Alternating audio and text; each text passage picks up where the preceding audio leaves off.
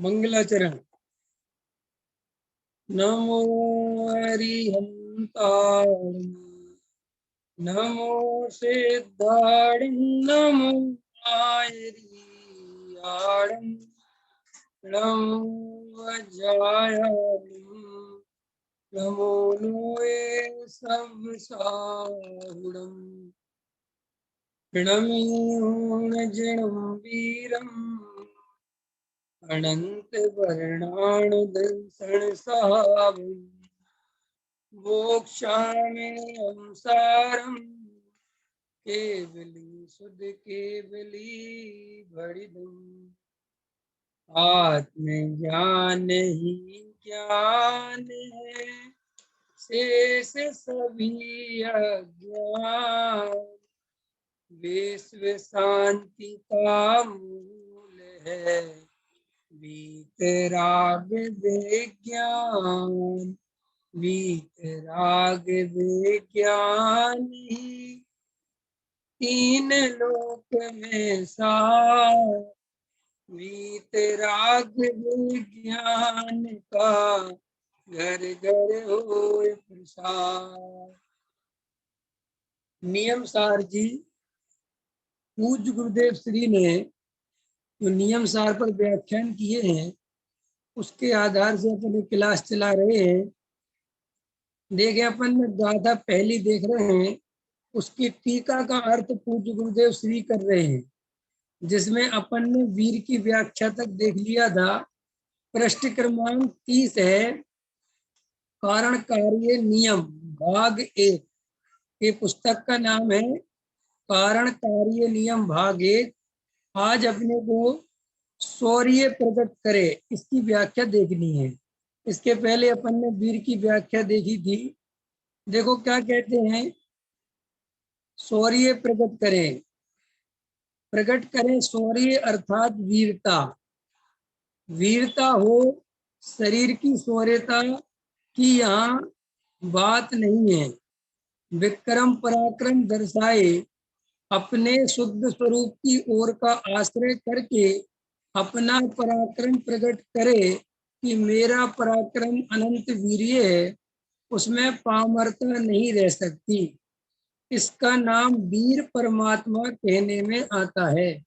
आहा, ऐसी पहचान करके मैं नमन करता हूँ, ऐसा कहते हैं। ऐसा का ऐसा भगवान लमो अरिहंताणम, लमो अरिहंताणम किया, ऐसा नहीं। ऐसे वीर जिन्होंने अपने पुरुषार्थ से वीरता प्रकट की है, शत्रु के साथ में लड़ने में वीरता दिखाते हैं ना, वीरता लोग ऐसे झट मारते हैं, वैसे परमात्मा आदि अपनी अंतर की वीरता प्रकट दिखाते हैं, उन्हें वीर कहते हैं। समझ में आया? महावीर भगवान को नमन करते हैं, उनका शासन चलता है ना। परमात्मा महावीर तो मोक्ष पधार गए, परंतु शासन उनका है ना।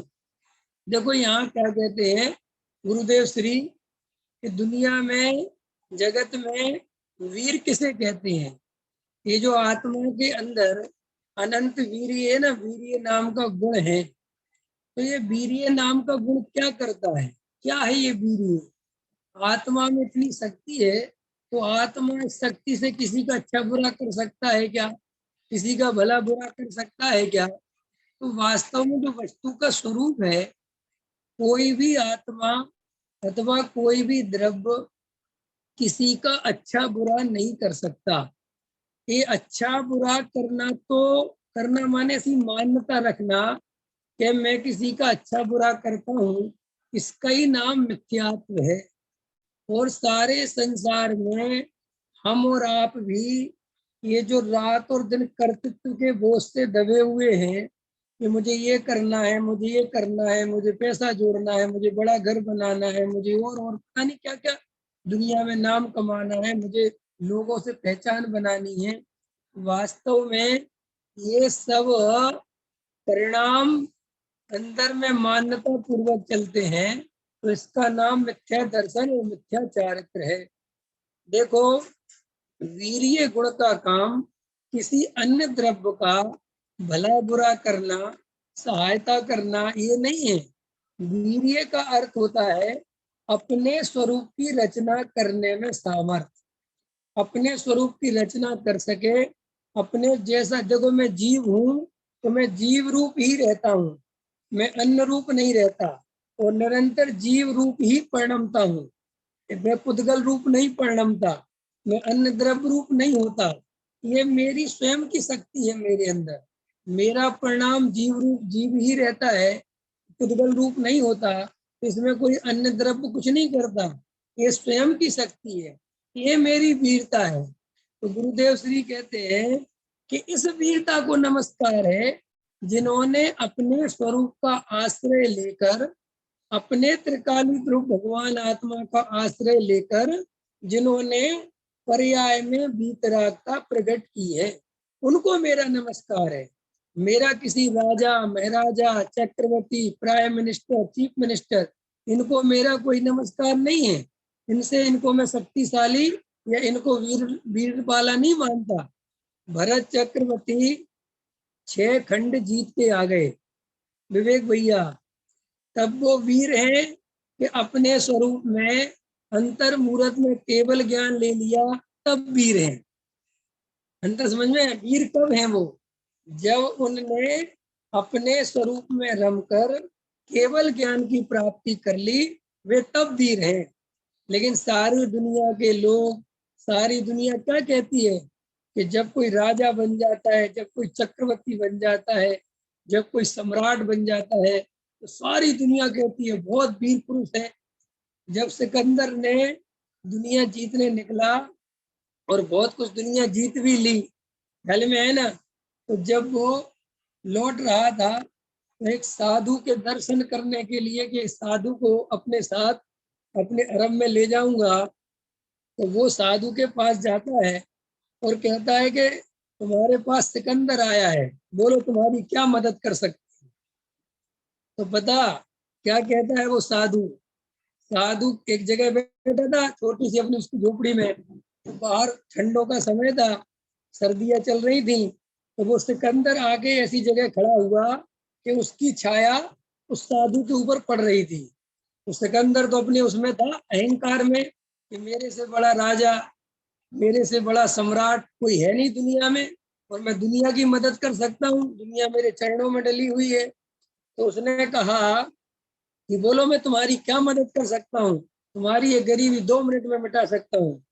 तो उस फकीर ने कहा, उस साधु ने कहा, अगर मदद करनी है ना तो साइड में हटो और ये धूप छोड़ो, धूप आने दो। तो कहा उसने, साइड में हटो और ये धूप आने दो। तो एकदम एकदम सिकंदर को बड़ा गुस्सा आया, और सिकंदर ने कहा तुम क्या क्या कह रहे हो, मैं जानते हो मैं कौन हूँ? उसने कहा हाँ मैं जानता हूँ तुम कौन हो, तुमसे बड़ा दुनिया में कोई दूसरा भिखारी नहीं है। ख्याल में आया कि नहीं आया? तो सिकंदर को बहुत गुस्सा आ गया।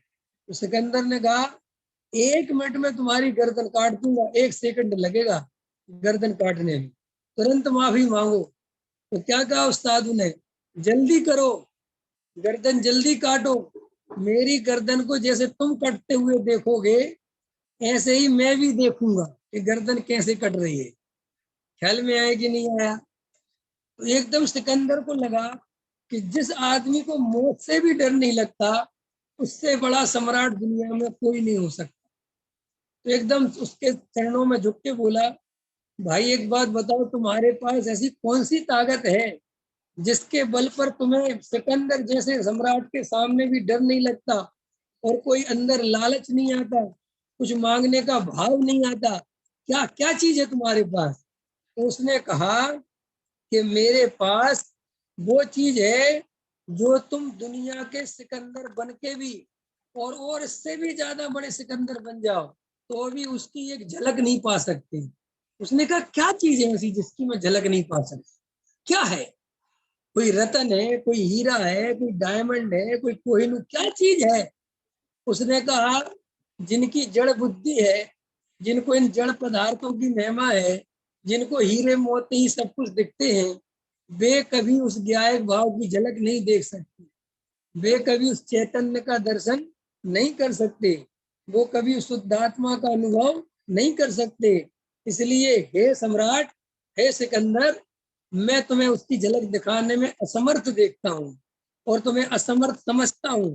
तो सिकंदर ने कहा कि अभी तो मेरे पास समय नहीं है उसको देखने का, तुम क्या कह रहे हो मेरी समझ में भी नहीं आ रहा है, लेकिन जब मैं दुनिया को जीत के आ जाऊंगा, आधी तो मैंने जीत ली है, आधी और मैं जीत के आ जाऊंगा, तब मैं आके शांति से तुमसे बैठ के बात करूंगा, तब तुम समझाना। तो उसने क्या कहा कि तब तुम लौट के कभी नहीं आ पाओगे, क्योंकि आज तक जो दुनिया जीतने गया है वो लौट के कभी वापस नहीं आया। और अभी तुम जिस अहंकार में हो 50% ही जीत के, और जब 100% जीत जाओगे तब तो और अहंकार में चूर हो जाओगे।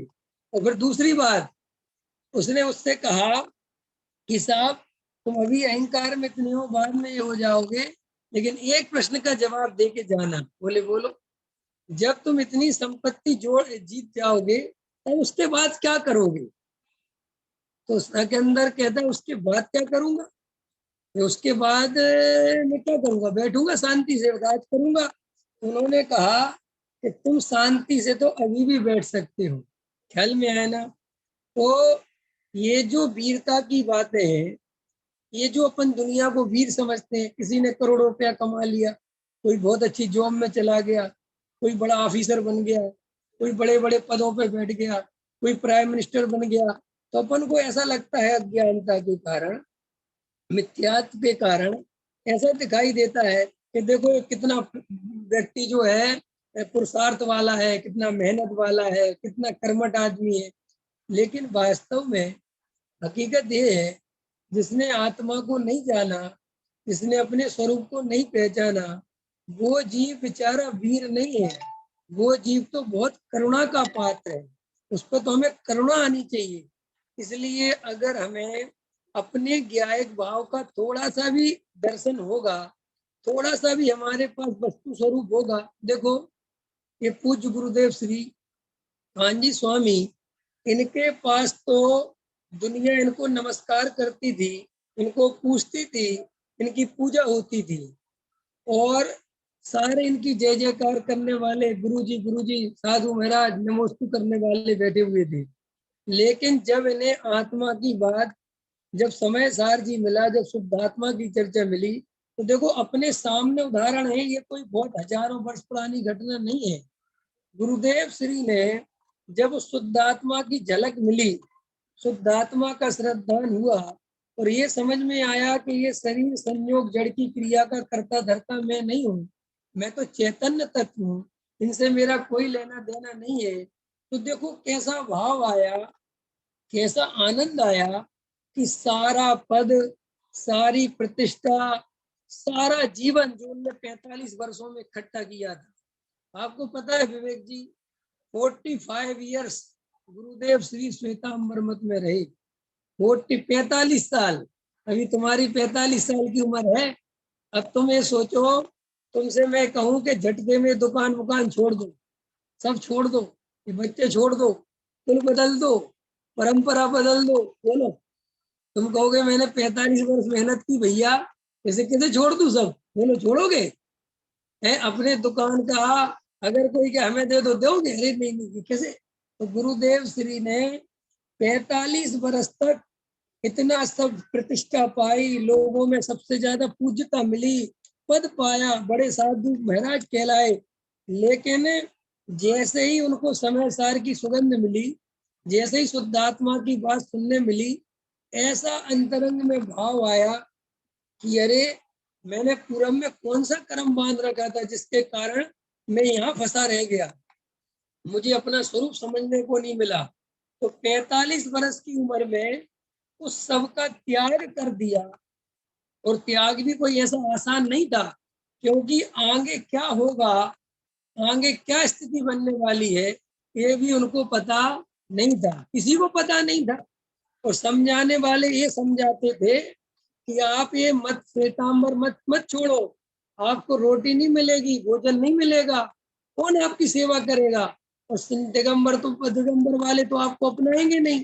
तो गुरुदेव श्री क्या कहते थे, मैं किसी पंथ संप्रदाय के लिए थोड़ी धर्म अंगीकार कर रहा हूँ, कि मुझे दिगंबर अपनाएंगे या नहीं अपनाएंगे, मैं इसकी चिंता थोड़ी कर रहा हूँ। मुझे इनसे क्या लेना देना, न मुझे दिगंबर से कोई लेना देना है, न श्वेतांबरों से कोई लेना देना है। मुझे तो अपना शुद्धात्मा मिल गया, मुझे तो अपना स्वरूप मिल गया, मैं तो उसका अनुसरण करूंगा, मैं तो उसका अनुभव करूंगा। और रही रोटी की बात, तो ये तो देह प्रमाण, पुण्य प्रमाण मिलनी ही मिलनी है, चाहे कुछ भी हो जाए। और देखो, उस शुद्धात्मा के बल से उनका जो वीर्य प्रकट हुआ, जो शौर्य प्रकट हुआ, इसे कहते हैं वीरता, इसे कहते हैं शौर्य। अरे दुनिया में लोग करोड़पति अरबपति बन जाते हैं, और जरा से 2 बर्तन छोड़ने में प्राण निकल जाए, बोलो निकलते कि नहीं निकलते? विवेक जी, अभी आपने क्या देखा नहीं देखा, मैंने ऐसे चीजें देखी हैं कि गांव में एक छोटा सा मकान है किसी का, गांव में पैतृक मकान छोटा सा, और उसका 2 भाई बाहर निकल गए, पढ़ लिख गए, बढ़िया पोस्ट पे चले गए, करोड़पति बन गए, उनके शहरों में बड़े बड़े मकान खड़े हुए हैं, तो अभी गांव में जाके 10-20 हजार रुपए का अपना हिस्सा लेते हैं, वो भी छोड़ते नहीं है, उसमें भी दीवार खड़ी करवा देते हैं। बोलो करवा दे कि नहीं करा है? ऐसे दुनिया में तुमने लोग देखे कि नहीं देखे हैं? और अभी अपन के सामने देखो, गुरुदेव श्री क्या गजब के हैं कि कह रहे सब छोड़ दिया, कोई लेना देना नहीं, और जंगल निवासी हो गए, वहां रहने लगे सोनगढ़ में जाके, जहाँ कोई नहीं जाता था, कोई लेना देना नहीं है, तो शांति से बैठ के आराधना करने लगे। तो जो लोग कहते हैं कि आराधना कैसे होगी, ऐसी दुनिया छोड़ के पंचम काल है, फलाना है, ठिकाना है, अरे भाई, जिनको शुद्धात्मा मिल जाता है, जिनको शुद्धात्मा की सुगंधी होती है, जिनको शुद्धात्मा की अनुभूति होती है, जिनको शुद्धात्मा का श्रद्धान होता है, वे जीव 100% एकांत में रहने में उनको कोई तकलीफ नहीं होती। क्यों? क्योंकि वे अपने स्वरूप के साथ आनंद से रहते हैं, खेलते हैं। होली खेले मुनिराज शिखर बन में, रे अकेले बन में मधुबन में। ये भजन सुना के नहीं? क्या सुना है? उसमें कहते कि नहीं, मुनिराज होली खेल रहे हैं, कि साहब कौन सी होली खेल रहे हैं मुनिराज, क्या करते हैं मुनिराज? मुनिराज तो कोई रंग गुलाल लगाते नहीं, कि सुन भाई, तू जिसे होली समझता है वो होली नहीं, मुनिराज कर्मों को जलाने वाली होली खेल रहे हैं, और एकांत में बैठे हुए अपने स्वरूप की मस्ती ले रहे हैं, और स्वरूप की मस्ती ले रहे हैं, तो वहां कर्म स्वयं में भी जलते चले जा रहे हैं। ख्याल में आया कि नहीं आया? इसीलिए भैया, ये जो वीर्य है, ये जो पराक्रम है, ये पैसा कमाने में नहीं है, ये घर बनाने में नहीं है, ये महल बनाने में नहीं है, ये प्राइम मिनिस्टर बनने में नहीं है। ये पराक्रम तो मिथ्यात्व रूपी बैरी का नाश करने में है।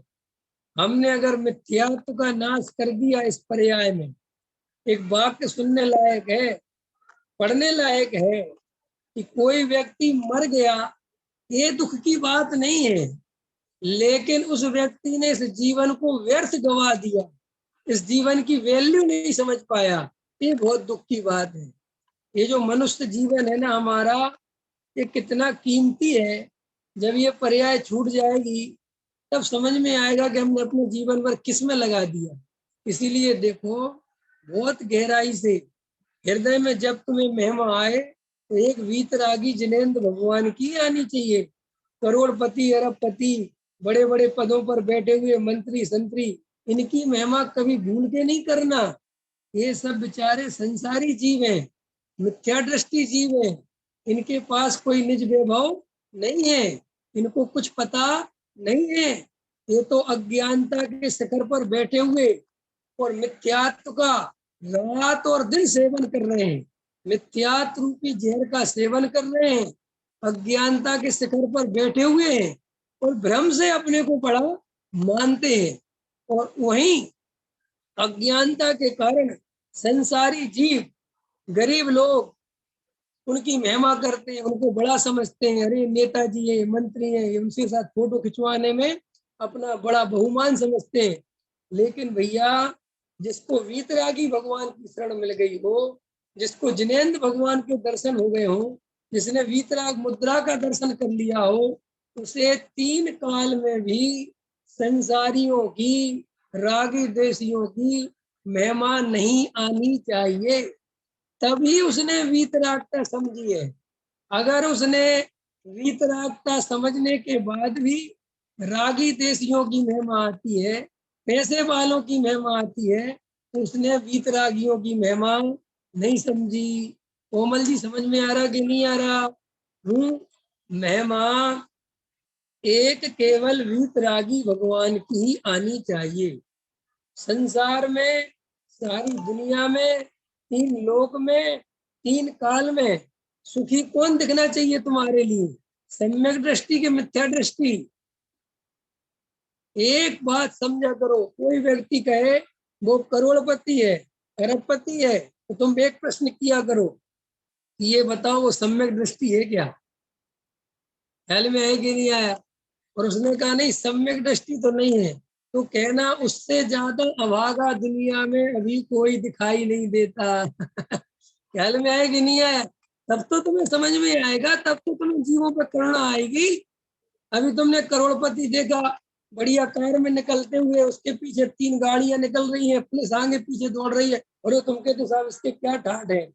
अरे जिनेंद्र भगवान के पास इतना बड़ा समोषण स्वधर्म इंद्र खड़ा रहता है, और जिनेंद्र भगवान को इतना सा भी राग उत्पन्न नहीं हो, इतना सा भी भाव नहीं आता कि देखो मैं कितना बड़ा हूँ। ख्याल में है कि नहीं आया? इसीलिए यहाँ पर वीर्य की व्याख्या करते हुए गुरुदेव श्री कहते हैं, अरे भाई तू जिस वीर को नमस्कार करता है, जिस वीरता को नमस्कार करता है, उस वीरता की यहाँ बात नहीं है। वो वीरता की चर्चा यहाँ नहीं चलती। यहाँ तो किस वीरता की चर्चा चलती है?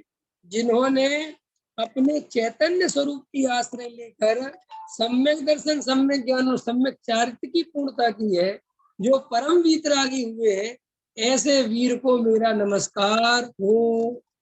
ऐसे जिनेंद्र भगवान को मेरा नमस्कार हो। ऐसे जिनेंद्र भगवान का बारंबार नमस्कार मैं करता हूँ। तो ये हमारा इसका अर्थ पता है क्यों खोल रहे गुरुदेव श्री?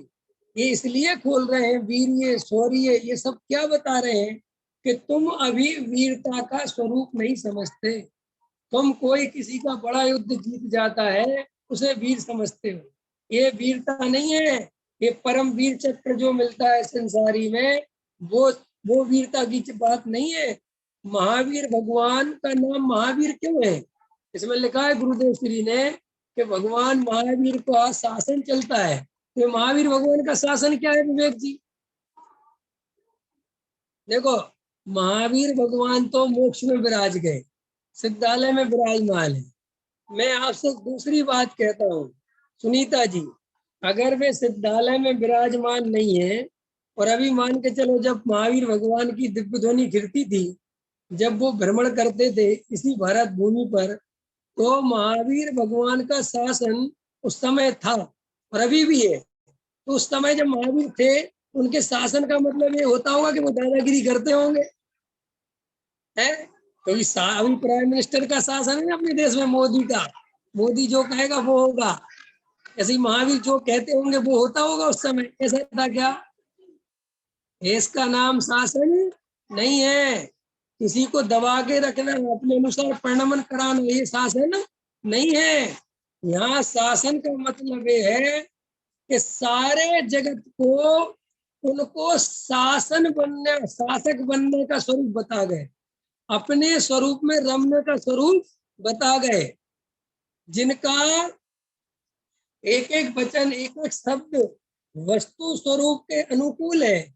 जैसा वस्तु का स्वरूप है, सभी जीव भगवान स्वरूप है, भगवत्ता स्वरूप है, चैतन्य स्वरूप है, कोई छोटा बड़ा नहीं है। सब में भगवान बनने की योग्यता है। कोई जीव किसी को दबाने, है ना, मारने का ताकत नहीं रखता। ये सब बता गए, इसलिए उनका शासन कहते हैं। समझ गए?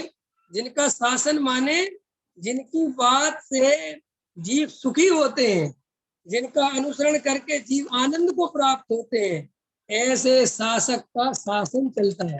अंतर समझ में आया? और वीतरागियों के शासन में ही जीव सुखी होता है, रागियों के शासन में कोई सुखी नहीं होता। रागी जीव तो तुम्हें सुखी होने के वादे करते हैं, लेकिन अंदर से वे खुद ही सुखी होने का उपाय करते रहते हैं। ख्याल में है? तुमसे कहते हैं कि हम तुम्हें सुखी कर देंगे, वे हमें सुखी नहीं करना चाहते, क्योंकि वे खुद ही महादुखी हैं, तो वे अपने को ही सुखी करने में लगे रहते हैं। लेकिन जो जिनेंद्र भगवान हैं, वो हमसे कहते हैं कि देख जीव, देख भाई, मैं परम आनंद को भोग रहा हूँ, परम अपने स्वरूप का आनंद मिल रहा है। अगर तुझे भी आनंद लेना है, अगर तुझे भी अपने स्वरूप में रम के आनंद लेना है, तो मैं तुझे निर्वांछक भाव से, बिना किसी अपेक्षा के, तू मेरे नमस्कार कर, मेरे नमस्कार मत कर, तू मेरी पूजा कर अथवा मत कर, मुझे इससे कोई लेना देना नहीं है। ये संसारियों के, रागी देशियों के क्या हाल है कि हमें वोट दोगे तो हम तुम्हारा काम कर देंगे, और हमें वोट नहीं दोगे तो नहीं करेंगे, और वोट लेने के बाद भी नहीं करते। ठीक, लेकिन महावीर भगवान को वोट दोगे तो ही महावीर भगवान तुम्हें बताएंगे वस्तु का स्वरूप। महावीर भगवान की पूजा नहीं करोगे तो नहीं बताएंगे। अच्छा बताओ, आचार्य कुंद कुंद देव ने नियम सार जैनियों के लिए लिखा कि सभी जीवों के लिए लिखा? तो जो जीव कुंद कुंद आचार्य को नहीं मानेंगे, उसमें उसमें लिख देते कि जो कुंद कुंद आचार्य को नहीं मानेगा, जैन धर्म को नहीं मानेगा, वो मेरा नियम सार नहीं पढ़ सकता, वो मेरा समय सार नहीं पढ़ सकता। ये तो नहीं लिखा उन्होंने। उन्होंने तो कहा है कि अरे हमारा समय सार तो त्र्यंच गति के जीव को भी सुना दो, वो भी सुने तो। क्यों? कि हमें किसी से राग देश नहीं है। जिस जीव का भला होता हो, जिसको अपना स्वरूप मिलता हो, उसे ये सब निर्वांचक भाव से सुना देना। इसलिए वक्ता का भी कर्तव्य है कि वक्ता भले ही वर्तमान में रागी हो, लेकिन अगर वीतरागता की बात सुनाता है तो निर्वांचक भाव से ही सुनाना चाहिए। क्योंकि बात किसकी सुना रहे हो? नहीं समझ में आया?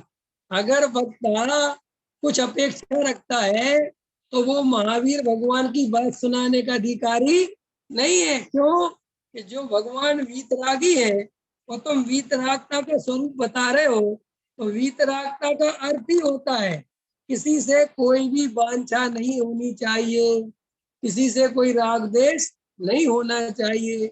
इसलिए जब भी कोई वक्ता गद्दी पर बैठ जाए, तो जितनी देर के लिए गद्दी पे बैठा है, स्वाध्याय ले रहा है, उतनी देर के लिए तो सर्व कसायों का त्याग ही कर देना चाहिए। ना तो ये अपेक्षा रखनी चाहिए कि मेरे प्रवचन के बदले मुझे कुछ मिले या लोग मेरी प्रशंसा करें, कुछ नहीं। भैया तुम्हारी बात तुम्हारे हित में जिनेंद्र भगवान ने फरमाई थी, और मैं उसको सुना रहा हूँ। मेरा तुमसे कोई लेना देना नहीं है। आपको पता गुरुदेव श्री इसको कैसा कहते थे? गुरुदेव श्री इसको ऐसा कहते थे कि ये तो जिनेंद्र भगवान की भेजी हुई चिट्ठी है, और मैं तो पढ़ के तुम्हें सुना रहा हूँ, इसमें मेरा कोई लेना देना नहीं है। जब पुराने जमाने में लोग कम पढ़े लिखे हुआ करते थे, तो गांव में क्या होता था कि चिट्ठी आई किसी की, तो पढ़ने वाले 2-4 आदमी हुआ करते थे, ठीक है ना? तो वो चिट्ठी पढ़ के सुनाता था, और उसके परिवार के लोग सुनते थे। तो अच्छा एक बात बता, वो चिट्ठी सुनाता था तो उसमें अगर शोक पत्र हो तो वो जो सुना रहा है वो दुखी होता था? वो दुखी नहीं होता। और अगर उसमें शादी का इनविटेशन हो तो वो खुश होता था, क्योंकि उसको ना खुश था न दुख था। वो तो परम वीतराग भाव से जो चिट्ठी में ईमानदारी से लिखा है वो ईमानदारी से सुना देता था। ऐसे ही हमें भी ईमानदार होना चाहिए। वीतरागियों का मार्ग है, कोई अपने अंतरंग में कोई कसाय का भाव अथवा इस बात को बदल दो, इसको ऐसा कर दो, ऐसा नहीं। जो वास्तव में वीतरागता का पोषण करती हो, जिससे जीवों का हित होता हो, मिथ्यात्व के नाश में निमित्त बनती हो, ऐसी तर्क, ऐसी युक्तियां, ऐसे उदाहरण और ऐसे सिद्धांत का ही निरूपण करना चाहिए, और वो भी निर्वांछक भाव से करना चाहिए, जिसमें हमारी कोई अपेक्षा नहीं हो। आपको सुनना है सुनो, नहीं सुनना है मत सुनो। देखो, महावीर भगवान के समूह शरण में दिव्य ध्वनि खिल रही है, ठीक है, गिर रही है, तो दिव्य ध्वनि गिर रही है, तो हो सकता है कि मान के चलो आज 50,000 श्रोता है, ठीक है ना, या 50 करोड़ श्रोता है, फिर अगले दिन उसमें से 1 आध करोड़ नहीं आए, 20,000 कम आए, तो महावीर को कोई फर्क पड़ता है? कोई लेना देना है? ऐसा ही हमारे अंतरंग में भी, हृदय में ऐसा ही होना चाहिए कि हमें कोई लेना देना नहीं है। जिनकी होनहार भली हो वो सुन लेंगे, जिनको नहीं सुनने की योग्यता होगी वो नहीं सुनेंगे, जिनको सम्यक दर्शन का काल पक गया होगा उनको ये बात समझ में आ जाएगी, जिनका काल नहीं पका होगा उनको ये बात समझ में नहीं आएगी। हमें अपने अंतरंग में किसी भी प्रकार की अपेक्षा या हठाग्रह नहीं होना चाहिए कि नहीं साहब ये तो समझ नहीं पड़ेगा, ये तो बात समझ में नहीं। जिसकी समझने की योग्यता होगी वो समझेगा, जिसकी समझने की योग्यता नहीं होगी वो नहीं समझेगा, जिसको सुनना होगा सुनेगा। तो अपन को तो इतना निरपेक्षता होनी चाहिए, तब ये बात अपन गुरुदेव श्री की जो अपने महावीर भगवान की चर्चा है इसको कह पाएंगे। देखो और क्या कहते हैं, समझ में आया? महावीर भगवान को नमन करते हैं। महावीर भगवान तो मोक्ष में पधारे, परंतु शासन उनका है। शासन उनका है माने वो अंतिम तीर्थंकर थे, और उनकी दिव्य ध्वनि में जो वस्तु का स्वरूप आया वो वर्तमान में अभी तक चल रहा है, और आगे भी वो ही चलेगा। तो ये सारा काल महावीर का शासन ही चलता रहेगा। ख्याल में है ना? फिर जब जब दोबारा वो काल परिवर्तन होंगे और फिर वो प्रथम तीर्थंकर का जन्म होगा, तब वो बात अलग है। ठीक, अभी किसका शासन चल रहा है? भगवान महावीर का। वो शासन का समझ में आ गया कि नहीं आ गया? क्लियर हो गई बात कि नहीं हो गई? हमें वीतरागता सिखा गए, वीतरागता समझा गए, निरपेक्ष भाव से अपने अपने स्वरूप का भगवान होने की कला सिखा गए। यही उनका शासन है, वो हमसे कोई अपेक्षा नहीं रखते। देखो, जैन धर्म की सबसे बड़ी विशेषता एक ये भी है कि हमारे जिनेन्द्र भगवान, हमारे शास्त्र, हमारे गुरु, हमारे मुनिराज इतने निरपेक्ष रहते हैं कि तुम उनको नमस्कार करो तो, नमस्कार नहीं करो तो, उनको आहार दो तो, आहार नहीं दो तो, उनकी भक्ति करने जाओ तो, और भक्ति करने नहीं जाओ तो, उनको तुमसे किसी भी प्रकार का राग अथवा द्वेष उत्पन्न नहीं होता। ऐसे सच्चे गुरु होते हैं। और जो गुरु किसी के नमस्कार से प्रसन्न होता है और कोई नमस्कार नहीं करता तो दुखी होता है अथवा उनसे द्वेष करता है, वो सच्चा गुरु नहीं है। सच्चे गुरु का लक्षण क्या है? आपको याद है यशोधर मुनिराज की कथा? यशोधर मुनिराज के ऊपर राजा शरणक ने सर्प डाल दिया, और उनकी पत्नी चेलना ने वो सर्प का उपसर्ग दूर किया, तो भी उन्होंने दोनों के लिए ही एक जैसा, एक समान, एक ही भाव से आशीर्वाद दिया कि नहीं दिया? तो देखो, राजा को अंतरंग में लगा कि, और हमारे मुनिराज का आशीर्वाद सुना है तुमने? धर्म वृद्धि रस्तु, काय की वृद्धि हो। लेकिन आजकल वो धर्म वृद्धि रस्तु की जगह धन वृद्धि रस्तु हो गया। समझ गए नहीं समझ गए? और मजेदार बात है, श्रोता भी इतने खतरनाक हो गए हैं, भगत भी इतने खतरनाक हो गए। मेरी तो आंखों देखी बात है, महाराज से खुल्लम खुल्ला कहते हैं कि महाराज मेरे ऊपर पिछी रख दो, मेरा व्यापार अच्छा चले, मेरी नौकरी बढ़िया और बढ़िया हो जाए। कई लोग तो महाराज से कहते हैं कि आप हमारी दुकान पे पैर रख दो तो मजा आ जाए। ख्याल में है कि नहीं है? ये वीतरागियों के शासन में ये दुर्दशा हो रही है। क्यों? कि स्वरूप बताने वाला कोई नहीं बचा। बेचारे संसारी जीव अज्ञानता के कारण गुरु मेरा भला कर देंगे, ये तपस्या करते हैं, इनसे देव प्रसन्न रहते हैं, अगर इनका आशीर्वाद मिल गया तो मेरा व्यापार रात दिन चलेगा, दिन दुगनी रात चौगनी तरक्की हो जाएगी। ख्याल में है ना? अगर मुनिराज को आहार दे दिया तो मेरा व्यापार बहुत चलेगा। ऐसे खोटे अभिप्राय से गुरुओं की सेवा करते हैं, गुरुओं का सच्चा स्वरूप नहीं पहचानते, और इतने उत्तम कुल में, इतनी उत्तम जाति में, उत्तम शासन में निर्वांछित तत्व की बात, वस्तु स्वरूप सब कुछ उपलब्ध होने पर भी गृहीत मिथ्या दृष्टि बने रहते हैं।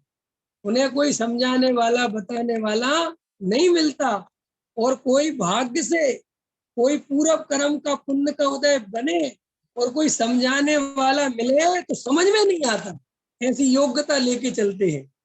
और चूंकि इस संसार में अज्ञानियों का ही बोला बाला रहेगा, ये आज से नहीं है, हमेशा से ही ऐसा चला आता है।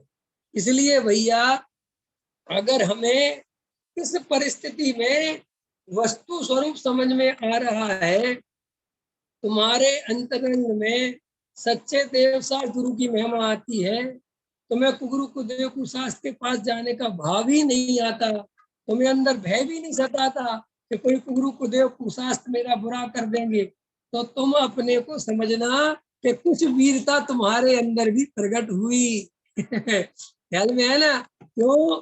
क्योंकि संसार में लोग कितने भयभीत रहते हैं, कितने डरते हैं बेचारे। उनसे पूछते हैं कि तुम्हें रागी देशियों की शरण में क्यों जाते हो, तो उनको क्या कहते हैं वो विवेक जी, कि हमें डर लगता है कोई हमारा बुरा ना कर दे। है? डर लगता है कि नहीं लगता? उनसे कहो कि तुम उनके पास क्यों चले गए, तो वो कहता अरे भैया, अगर उनने हमारा बुरा कर दिया तो। उनसे कहो कि तुमने उनके पास नमस्कार क्यों कर दिया, अरे भैया हम वहां गए थे, अगर उनने हमें देख लिया और उनने हमारा बुरा कर दिया तो। ये संसारी जीव बेचारा रात और दिन भयभीत रहता है, महाभयभीत। और गृहीत मिथ्या दृष्टि जैसा भयभीत तो कोई दुनिया में रहता ही नहीं। और उसका कारण है, वो गृहीत मिथ्यात्व का जो सेवन करता है वो भय के कारण करता है, वो स्वरूप तो जानता नहीं। वो तो भगवान को भी क्या मानता है कि ये अच्छा बुरा करने वाले हैं, और इनकी अगर मैं सेवा करूंगा तो मेरे काम भी बन जाएंगे और मेरा बुरा भी नहीं करेंगे। ख्याल में आ गया?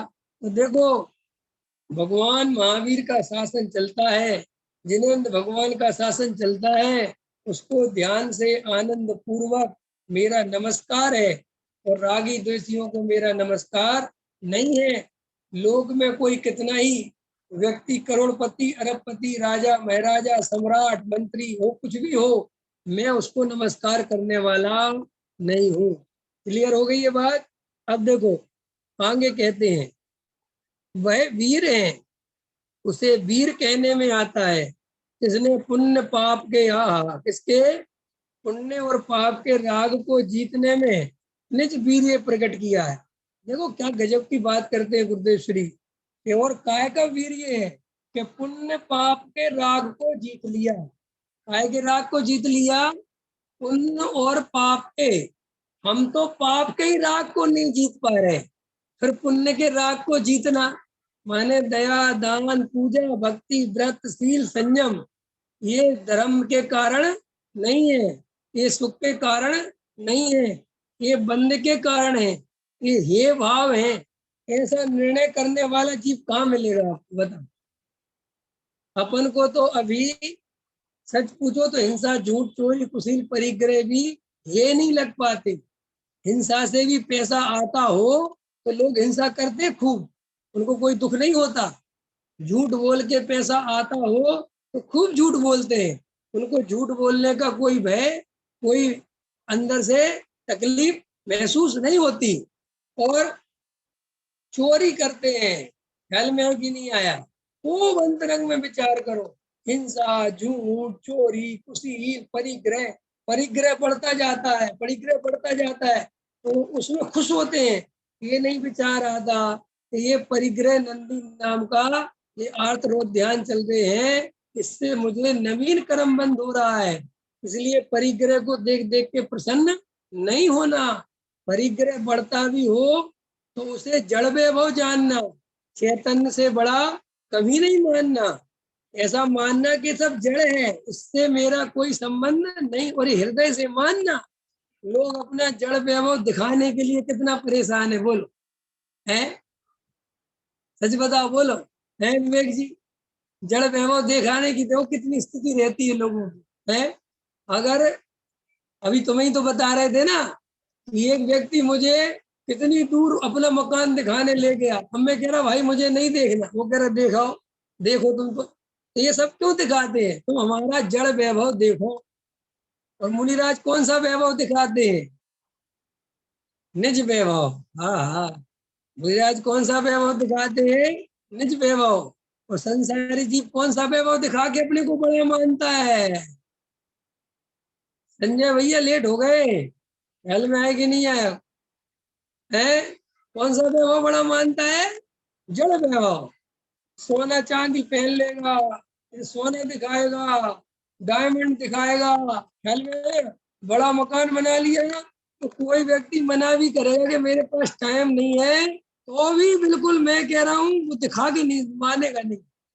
और मुनिराज के पास जाओ तो मुनिराज कहते हैं कि भैया आओ, चक्रवर्ती महाराज आ गए, महाराज नमस्कार। तो मुनिराज कहते हैं ठीक है भैया बोलो क्या है, स्वरूप की आराधना कि महाराज मैं चक्रवर्ती हूँ, कि मैं जड़ की बात नहीं पूछता, चैतन्य चक्रवर्ती बने के नहीं, मोह राग देश पे विजय पाई कि नहीं पाई, मिथ्यात्व का नाश किया कि नहीं, कि साहब मैंने हजारों रियासतें जीत ली, मैं 1000 गांव मेरे अंडर में आते हैं, मैं बहुत बड़ा सम्राट हूँ, 1 करोड़ जनता मेरे आगे पीछे घूमती है। तो मुनिराज क्या कहेंगे कि भाई ये जड़ वैभव की बात नहीं पूछता, निज वैभव के बारे में कुछ पता है कि नहीं, बोलो। और वो अगर ये कह दे कि निज वैभव के बारे में मुझे कुछ भी पता नहीं है, तो मुनिराज क्या कहेंगे कि तेरे से ज्यादा दरिद्र भी मुझे कोई दूसरा यहाँ दिखाई नहीं देता। इसलिए जड़ वैभव से अपने को बड़ा नहीं मानना, ये परिग्रह देख देख के प्रसन्न नहीं होना, परिग्रह बढ़ता हो।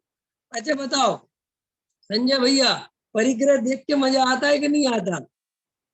विवेक जी पता है परिग्रह नंदी नाम का रौद्र ध्यान क्या है?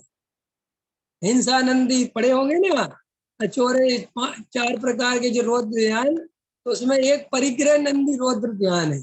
ये परिग्रह अपने भैया कितनी बारीक से चर्चा चलती है। ये परिग्रह नंदी में क्या होता है? सिखा जी पता है परिग्रह नंदी में क्या होता है सिखा जी? आवाज आ रही है आ रही है? अब तुम्हारा परिग्रह नंदी बड़ा मकान बन गया ना, है बहुत बढ़िया। अब मैं आऊंगा तो कहोगी देखो मेरा विवेक जी कितना बढ़िया है, और उसको देख देख के प्रसन्न हो रहे हैं, मन ही मन खुश हो रहे हैं, अकेले में ही प्रसन्न हो रहे हैं, क्या मकान बनवाया है मैंने। अपने घर में थोड़ा सा पैसा रखा हुआ है, उसको देख देख के प्रसन्न हो रहे हैं। अपने पास 10-20 तोला सोना रखा हुआ है, उसको देख देख के प्रसन्न हो रहे हैं। अपने पास थोड़ी सी संपत्ति यहाँ पड़ी हुई है, उसी को सोच सोच के प्रसन्न हो रहे हैं। ये सब महापाप है मुफ्त का। उसके करता धरता तो तुम हो नहीं, ये तो सब पूर्व में किया हुआ पुण्य फलित होता है। तो ये सब इष्ट सामग्री का संयोग जीव को हुए बिना नहीं रहता, लेकिन ये जीव उसी उसी में खुश होता रहता है। सुनीता जी समझ में आया कि नहीं आया? प्रमोद जी ख्याल में आ रहा कि नहीं आ रहा है? हाँ भैया, मंगलवार और बुधवार की क्लास ध्यान रखनी है सभी लोगों को, जब नहीं होगी तब अलग बात है, बाकी अलर्ट रखा रखा करो कि होगी, ख्याल में है ना? तो इसलिए मंगलवार और बुधवार को पूरे सभी लोग जुड़ा करो, क्योंकि हफ्ते में ये 2 क्लास अपन ने इसलिए रखी हुई है ताकि सारे के सारे लोग जुड़े रहे ऑनलाइन। अब तो मैंने मंदिर में सुबह स्वाध्याय चलता है मेरा, बताया था मैंने, मुक्त मार्ग प्रकाशक का, तो मैं तो वहां चला जाता हूँ सुबह। लेकिन ये जो हफ्ते में 2 दिन का अपन ने टाइम रखा है, इसलिए रखा है कि कालांतर में भी कोई तकलीफ आ जाए, फिर कोई लॉकडाउन लगे तो अपनी ये क्लास बनी रहे, लोग जुड़े रहे, ताकि ये तत्व चर्चा सहज संपन्न होती रहे। अंतर समझ में आया कि नहीं आया? तो भैया ये सब विचार करना कि परिग्रह आया, ये सब जड़ है, ये मेरा वैभव नहीं है, इससे मेरा कोई संबंध नहीं है, और इसको पाना, इसको बढ़ना बढ़ाना ये कोई वीरता का काम। अरे हमारे पास 1 रुपया नहीं था और आज हम करोड़पति बन गए, ये कोई तुम्हारी वीरता नहीं है। तुमने मिथ्यात्व का नाश करा के नहीं करा, ये बताओ। तुमने 45-50 वर्ष अपने जीवन के निकाल दिए, 50 इयर्स। ये बताओ, तत्व विचार समझे कि नहीं समझे? वस्तु का स्वरूप समझा कि नहीं समझा? मैं चैतन्य हूँ, मैं शरीर नहीं हूँ, मैं राग देश वाला नहीं हूँ, मैं विकारी नहीं हूँ, मैं पुण्य पाप के परिणाम वाला नहीं हूँ, ये पुण्य पाप का वैभव मेरा वैभव नहीं है। ये बात पहचानी कि नहीं पहचानी है? बोलो जल्दी। दल बल देवी देवता, मात पिता परिवार, मरती बिरिया जीव को कोई न राखनहार। राजा राणा छत्रपति हाथन के असवार, मरना सबको एक दिन। किसको मरना? मिथ्या दृष्टि मरता है कि सम्यक दृष्टि? बताओ विवेक जी, कौन मरता है? प्रश्न बहुत बढ़िया है। कोमल जी बताओ, मिथ्या दृष्टि मरता है कि सम्यक दृष्टि? आत्मा नहीं मरता है। वाह, आत्मा तो नहीं मरता, लेकिन प्रश्न पूछा ना मैंने, बताओ ना, सम्यक दृष्टि मरता है कि मिथ्या दृष्टि? दोनों मरते हैं। अरे मिथ्या दृष्टि मरता है, मिथ्या दृष्टि अपनी मान्यता में मरता है, वैसे तो नहीं मरता, लेकिन उसकी मान्यता क्या रहती है? तन उपजत अपनी उपज जान, तन नसत आपको नसवान, कि मेरा शरीर ही मैं हूं, यही मेरी सत्ता है, यही मेरा स्वरूप है। और मैं 50 वर्ष का हो गया, मैं 60 वर्ष का हो गया, मैं 70 वर्ष का हो गया, और कुछ दिन बाद मैं मर जाऊंगा। तो मरता तो नहीं है, लेकिन अपनी मान्यता में रोज मरता है। इसलिए तो तड़पड़ाता है बचने के लिए कि मैं बच जाऊं, मैं मरूं नहीं, मैं मरूं नहीं, मैं मरूं नहीं। अगर जीव को ये श्रद्धान हो कि जीव राजा तो मरता ही नहीं, मैं मरने वाला हूं ही नहीं, तो ये जो मौत आएगी किसकी आएगी? ये तो देह की आएगी, ये तो शरीर का मरना है, इसका जन्मना है। मेरा जन्म मरण तो होता नहीं। ऐसा अगर निर्णय होगा तो सम्यक दृष्टि नहीं मरता, उसका समाधि मरण होता है। समाधि मरण माने क्या? इसका अर्थ खोलो, समाधि मरण माने क्या? समाधि मरण माने जिसके अंदर चैतन्य का सच्चा श्रद्धान है, जो सम्यक दृष्टि है, जो वस्तु का स्वरूप समझता है, जो जानता है कि मैं शरीर से न्यारा चैतन्य हूँ, मैं आत्मा हूँ, मैं अजर अमर तत्व हूँ, मैं मरने वाला नहीं हूँ। तो वो जो ऐसा जानता है कि मैं अजर अमर तत्व हूँ, इसी श्रद्धान के बल से उसको समता भाव रहता है। क्या रहता है? समता भाव माने ना लाखों वर्षों तक जीव या मृत्यु आज ही आ जावे, ना उसे मरने की वांछा होती है, ना जीने की वांछा होती है। वो सहज समता भाव से अगर इस पर्याय का नाश होना है इसी समय तो स्वीकार करता है, और अगर इस पर्याय में कालांतर तक रहना है तो रहने को स्वीकार करता है। इसलिए उसका समाधि मरण होता है। क्या होता है? तो ये परिग्रह नंदी रौद्र ध्यान से बचना चाहिए। परिग्रह को देख देख के बहुत प्रसन्न नहीं होना चाहिए। मन ही मन ये सोचना चाहिए कि अरे कहाँ इन चक्रों में मैं फंसा हुआ हूँ, काश मैं अपने चैतन्य में रम जाता तो ये विकल्प भी टूट जाते। अंतर समझ में आया? ऐसे भाव होने चाहिए, ऐसा श्रद्धान होना चाहिए, ऐसा निर्णय होना चाहिए, तब तो तुम इसका अर्थ करोगे। जिसने पुण्य पाप के राग को जीतने में निज वीर्य प्रकट किया है, ठीक है, ख्याल में आ गया? निज वीर्य जिन्होंने प्रकट किया है, काय को? पुण्य पाप के राग को जीतने में। तो भैया अभी तो हम जड़ वैभव को जीतने में समर्थ दिख रहे हैं, क्योंकि हम तो उसी में खुश हो रहे हैं।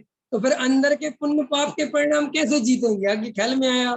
तो वहां जड़ वैभव भिन्न दिखेगा, फिर यहाँ राग देश के भाव भिन्न दिखेंगे।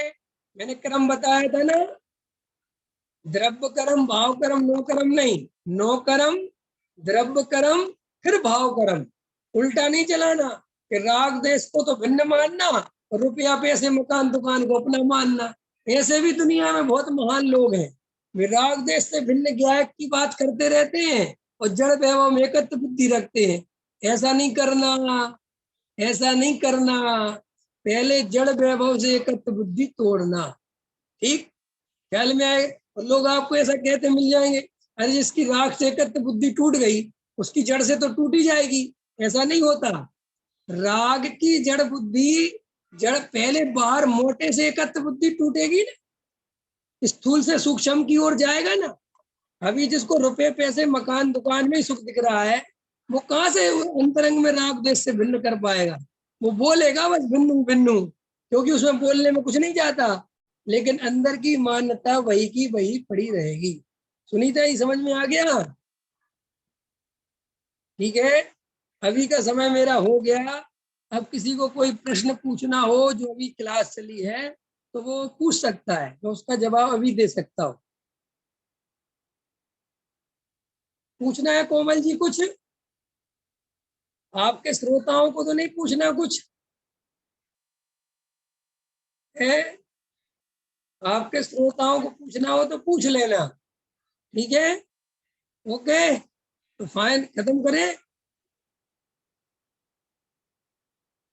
ठीक है। सहजानंदी शोध स्वरूपी अविनाशी में आत्म स्वरूप, सहजानंदी शोध स्वरूपी अविनाशी में आत्म स्वरूप, देह मरे पर मैं नहीं मरता, अजर अमर में आत्म स्वरूप, सहजानंदी शोध स्वरूपी अविनाशी में आत्म स्वरूप, निज निधि निज में बताई यह परम उपकार है, उसके लिए जिन वाणी माँ को वंदना सतवार है, वंदना सतवार है। बोलो पंच परमेष्ठी भगवान की जय, द्वासांगमयी जिनवाणी माता की जय। लीव कर रहा हूँ क्लास।